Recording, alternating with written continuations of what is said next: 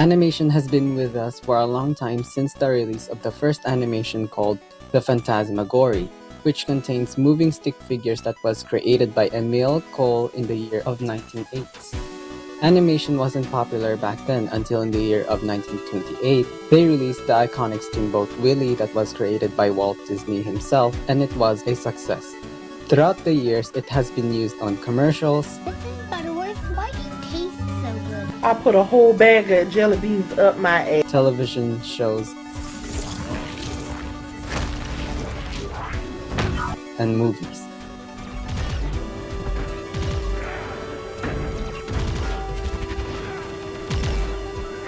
This can be also used in game industries as well, and has been evolved from time to time whenever they release newer games, for better or worse. Welcome to Tilted Towers. Animation brings characters to life by giving them emotions and expressive gestures to make them more alive as if they are human beings. It also must emphasize the feel on how you control that character. Hello everyone, today I'll be discussing what is game animation.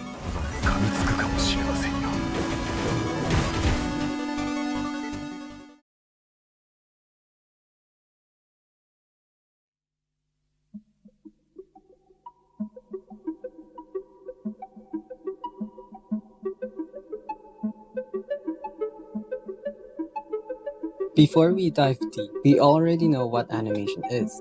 It is a process of moving figures that can be on paper or digitally, and there are two types of animations that they use, which are the 2D and 3D. First is the 2D animation, in which we are very familiar of. We've already seen a lot from the 2D platform and side-scroller games. It can be either used on hand-drawn or pixelated. However, we've also seen other games that mix their 2D assets into a 3D environment, like Steven Universe Save the Light.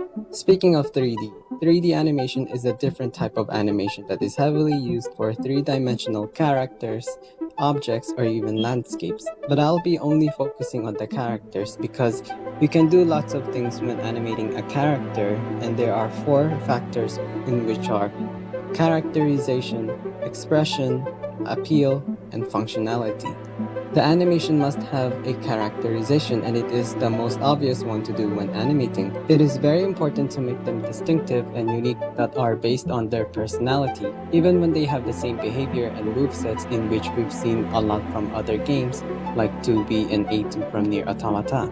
Both of them have almost the exact same movements from what they do from the game, but they play somewhat differently. And the main reason why is because there are other features that have unique or hidden animations like 2B's light charge attack.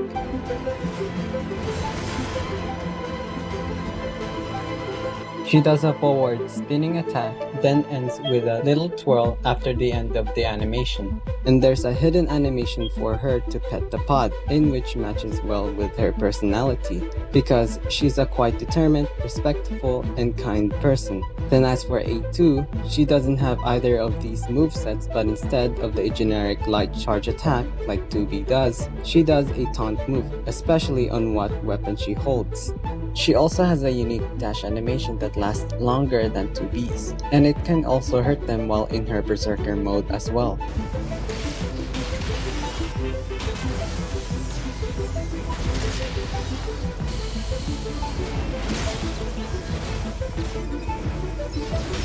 Oh damn. This makes sense because of her cocky and aggressive persona that she has in the game. The second fundamental is the animation must be expressive, because it is a key that your animation needs to be readable and well exaggerated on how they feel, react, and move. For example, when a character swings a heavy object, per let's say an axe or a great sword, they must feel the weight of that object as if they are struggling while maintaining the momentum to send an impact against the enemy. Otherwise, it will look weird and unfinished when removing these factors, especially the facial and gesture animations. This must also include in your animations too, because your character needs to highlight just by what their mood and feelings are, whether they are sad, happy, or serious.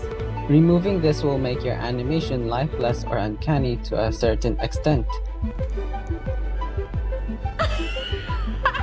Who Whoever made this, go to jail. Your animation needs to have some sort of appeal, and it is a must to apply this in your animation, because this is used to replicate the animation of other characters that are based on their shape and size. Like if your character is big and bulky like Metroplex from Transformers Fall of Cybertron, or Tower Knight from Demon Souls, it must be very slow, but impactful in every move they make to show their dominance of how heavy they are so that your character will make it more intimidating. Exaggerating the size of other body parts can be also appealing too, but there will be boundaries that increased size will be a problem which causes difficulties to animate. The appeal is not just about defining shape of their bodies, but it is also how you pose them, because posing conveys character and personality, and it must dynamically interesting. You also must follow within the flow of the line, in which it is called the line of action. It is an imaginary line that extends through the figure itself to have a dramatic effect so that you'll get the sense of motion, like Ultron from Marvel Ultimate Alliance 3, for example. This pose works well for him because it really flows well with the line of action and captures the power and authority that he has in the game. Keep in mind, always avoid symmetry poses when posing a character to make it eye-catching and approachable. Lastly, your animation must serve purpose of function when it comes to gameplay, because adding clarity to your mechanics makes your game feel fun and good when controlling that character. It can be either the feel of momentum and acceleration like Sonic Speed, or the feel of action and destruction like Jesse Faden's psychic powers from Control. These are great representations of the game feel, and there are tons of games that have those, but there are also other games that failed to provide the game feel of their game, which affects the gameplay itself, like this, for example.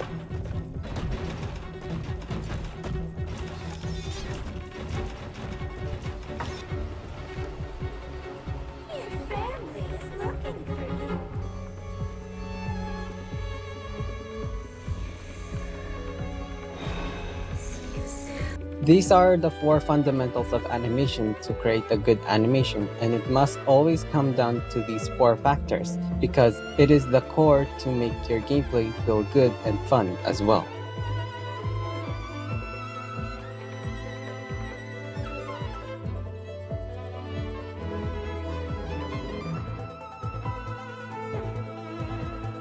Now that we've finished talking about the 4 factors of animation, we can now discuss where you'll be using those factors, because there are some other animations that are not required to apply these things, in which the form of motion capture animation.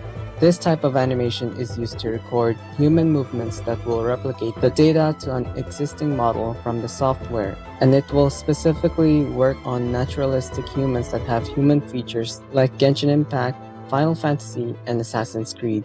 Motion capture is faster and more efficient, but the downside is that if you try replicating human movement on a cartoon character that is meant to be animated, it will not work, because cartoon characters don't restrict from the boundaries of human motion and are designed to be expressive and excessive.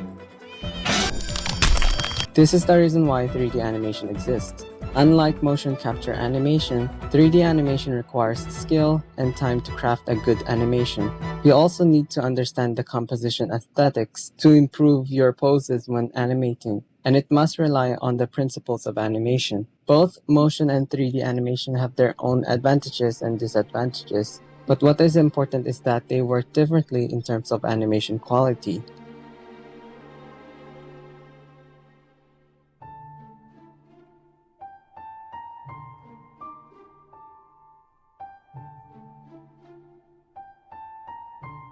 Animation is very difficult to understand and a slow process to craft, which requires a lot of precision and effort. It also gives storytelling and pleasing visualization to perceive people as a whole, because everything you do from the game must be immersive so that it encourages other players to play their game. Animation is a powerful tool to connect the audiences, no matter what their interests or biases. Overall, animation reflects on both the quality and its usability for the game to make it feel more alive and entertaining. And that's all today, folks.